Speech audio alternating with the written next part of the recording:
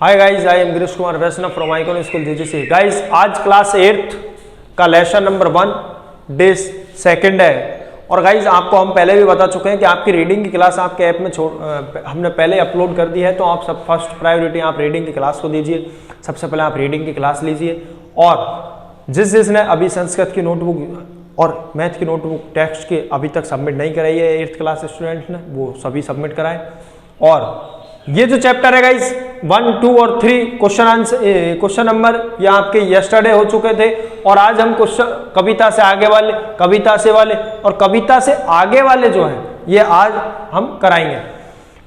Guys, आपके इस chapter के अंदर एक फसल के बारे में, कवि के बारे में, कवि के जीवन के बारे में और ऋतुओं के बारे में इस चैप्टर के अंदर बताया गया है, उसी का वर्णन किया है। तो देखिए, बसंत को ऋतुराज क्यों कहा जाता है? बसंत को ऋतुराज क्यों कहा जाता है, आपस में चर्चा कीजिए। भारत में एक साल में 6 ऋतुएं होती हैं। कितनी ऋतु होती हैं? 6 ऋतुएं होती हैं।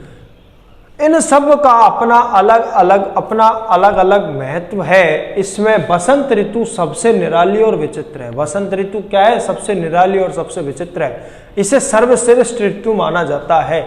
यह सबसे सर्वश्रेष्ठ है, इसीलिए इसे ऋतुराज कहा जाता है। ऋतुओं का राजा ऋतुराज, इस तरीके से अपन इसको ऋतुराज कह सकते हैं, इसे कहा जाता है। और चारों ओर हरियाली होने लगती है। कब होने लगती है? बसंत ऋतु में। बसंत ऋतु में चारों ओर हरियाली होने लगती है तथा पेड़ नए पत्ते धारण करने लगते हैं। और पेड़ क्या करने लगते हैं? नए पत्ते आ जाते हैं। बसंत ऋतु में सभी जगह हरियाली आपको देखने के लिए मिलेगी। सभी हरा भरा हो जाएंगे, खेतों में, मैदानों में, पेड़ों के पत्ते नए नए हो जाएंगे, पत्तियां नई नई हो जाएंगी, कोमल हो जाएंगी, इस प्रकार से नए नए।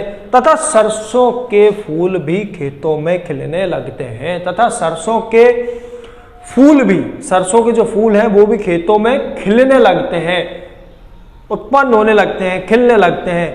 तो भाई इस प्रकार से क्वेश्चन नंबर आपका 1 सेकंड, वसंत ऋतु में आने वाले त्योहारों के बारे में जानकारी एकत्र कीजिए और किसी एक त्योहार पर निबंध लिखिए। बसंत ऋतु में आने वाले कौन कौन से त्योहार हैं? देखिए, बसंत ऋतु में मुख्यतः 3 त्योहार आते हैं। कौन कौन से आते हैं 3 त्योहार?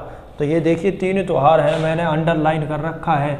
बसंत पंचमी, महाशिवरात्रि और होली, ये 3 त्योहार आते हैं। बसंत पंचमी, महाशिवरात्रि तथा होली, ये मुख्यतः 3 बसंत ऋतु में आते हैं। आपसे मैं पूरे साल की बात नहीं कर रहा हूँ, पूरे ईयर की बात नहीं कर रहा हूँ, ओनली मैं बसंत ऋतु की बात कर रहा हूँ। जो इसकी टाइमिंग होती है, उस टाइमिंग के अंदर, उस समय के अंदर ओनली 3 त्योहार आते हैं, बसंत पंचमी, महाशिवरात्रि तथा होली। बसंत पंचमी से सर्दी की शुरुआत होती है। जब बसंत पंचमी आती है, बसंत पंचमी के दिन से सर्दी में बढ़ोतरी होने लगती है, शुरुआत होने लगती है। बाग बगीचों से मैं बाहर अपने चरम पर होती है। बाग बगीचों में बाहर आने लगती है, सुगंध आने लगती है और वह शुरुआत हो जाती है और वह अपने चरम पर होती है। महाशिवरात्रि को भगवान शिव की अर्चना की जाती है। महाशिवरात्रि को किसकी अर्चना की जाती है? भगवान शिव की। अगर आपसे कोई क्वेश्चन पुटअप करता है कि महाशिवरात्रि के दिन किसकी पूजा की जाती है? भगवान शिव की। भगवान शिव की पूजा करने वाला दिन या त्योहार कौन सा है? महाशिवरात्रि। इस तरह से आपको आंसर देना है। अब इसमें एक निबंध है, तो वो भी अपन को राइट करना है। तो देखिए, किसी एक त्योहार पर निबंध लिखिए। होली का त्योहार फाल्गुन मास की पूर्णिमा के दिन मनाया जाता है। अगर कोई क्वेश्चन करता है होली का त्योहार कब मनाया जाता है, तो फाल्गुन मास की पूर्णिमा को मनाया जाता है। क्या फिर कोई क्वेश्चन करता है फाल्गुन मास की पूर्णिमा को कौन सा त्योहार मनाया जाता है, तो इसमें आपको लिखना है होली। बसंत ऋतु के आगमन से चारों ओर सुगंधित वातावरण हो जाता है। बसंत ऋतु के आगमन से, जैसे बसंत ऋतु आती है, उसके आगमन से वातावरण सुगंधित हो जाता है। खेतों में फसलें पकने के लिए तैयार हो जाती हैं। होली के त्योहार की खुशी और होली के जो त्योहार है, इसकी खुशी लोगों को में देखने को मिलती है। लोगों में उत्साह, उमंग भरा होता है, उमड़ कर भरा हुआ होता है और वह खुशी हमें इन लोगों में, सभी लोगों में देखने के लिए मिलती है। यह कहा जाता है कि प्राचीन काल में दैत्यराज हिरण्यशिपु यह कहा जाता है कि प्राचीन काल में दैत्यराज हिरण्यशिपु ने अपने पुत्र प्रहलाद को मारने के लिए बुलाया था। कि प्राचीन काल में दैत्यराज हिरण्यशिपु ने अपने पुत्र प्रहलाद को मारने के लिए बुलाया था। होलिका को वरदान मिला था कि वह आग में नहीं जलेगी।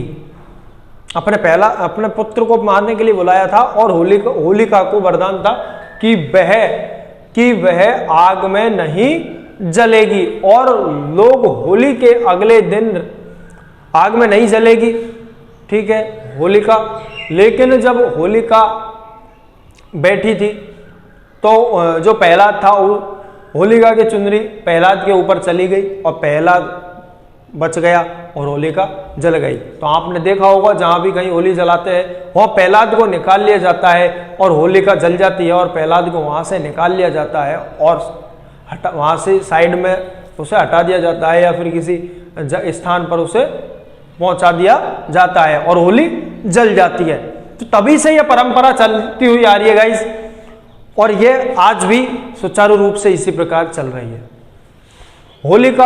और आगे देखिए, फिर होली हो गई। अब अगले दिन होली खेल लिया, धूलेंडी आती है। अगले दिन क्या होता है फिर देखिए, और लोग होली के अगले दिन रंग गुलाल से होली खेलते हैं। होली जल गई, अब होली खेलते हैं। किससे खेलते हैं? रंग और गुलाल से होली खेलते हैं। और यह त्योहार भाईचारे का प्रतीक है। यह त्योहार भाईचारे का प्रतीक है। लोग एक दूसरे से गले मिलते हैं, लोग एक दूसरे को मिठाई खिलाते हैं, लोग एक दूसरे को बधाई देते हैं। तो इस प्रकार यह भाईचारे का प्रतीक है और इस दिन सभी में उमंग व उत्साह दिखाई देता है। इस दिन, किस दिन? होली के दिन सभी में उमंग और उत्साह दिखाई देता है और लोगों में उत्साह उमंग होता है और सभी के चेहरे खिले हुए होते हैं। ओके गाइस, क्वेश्चन नंबर 3, ऋतु परिवर्तन का जीवन पर गहरा प्रभाव पड़ता है। इस कथन की पुष्टि आप किन बातों से कर सकते हैं? ऋतु परिवर्तन का जीवन पर गहरा प्रभाव पड़ता है। इस कथन की पुष्टि आप किन बातों से कर सकते हैं? लिखिए। जिस प्रकार ऋतुएं परिवर्तित होंगी, जिस प्रकार परिवर्तन आएगा उनमें, मानव के जीवन में उसी प्रकार परिवर्तन आ जाएगा। जैसे कि अगर गर्मी है तो आप उसी प्रकार का भोजन ग्रहण करेंगे, उसी प्रकार के वस्त्रों को ग्रहण करेंगे, आप उसी प्रकार से रहना, अपनी बॉडी को उसी प्रकार से आप मेंटेन करना चालू करेंगे। तो देखिए, ऋतु परिवर्तन का हमारे जीवन पर गहरा प्रभाव पड़ता है।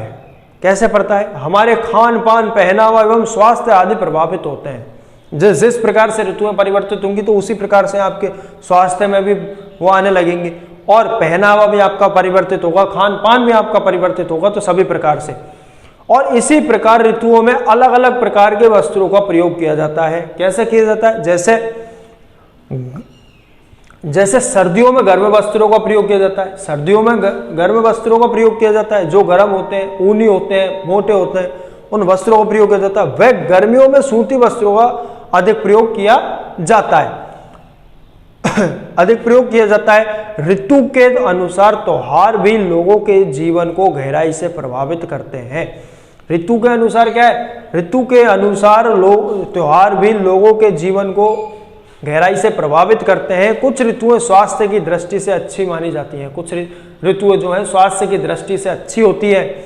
जैसे शरद व बसंत ऋतु अच्छी वर्षा से फसल भी अच्छी होती है। जैसे शरद ऋतु होती है और बसंत ऋतु जो होती है ये अच्छी मानी जाती है, क्योंकि इन ऋतुओं में देखिए अच्छी वर्षा से फसल भी अच्छी होती है। तो गाइस, इस प्रकार से आपके question answers complete, lesson number 1 के क्वेश्चन आंसर्स कंप्लीट हो चुके हैं। लेसन नंबर टुडे आपका कंप्लीट हो चुका है। तो आपको ये वर्क कंप्लीट करना है, इसकी नोटबुक बनानी है और ये वर्क आपको कंप्लीट करना है और कंप्लीट होने के बाद आपको ये नोटबुक यहाँ चेक करवानी है। Okay guys, thank you.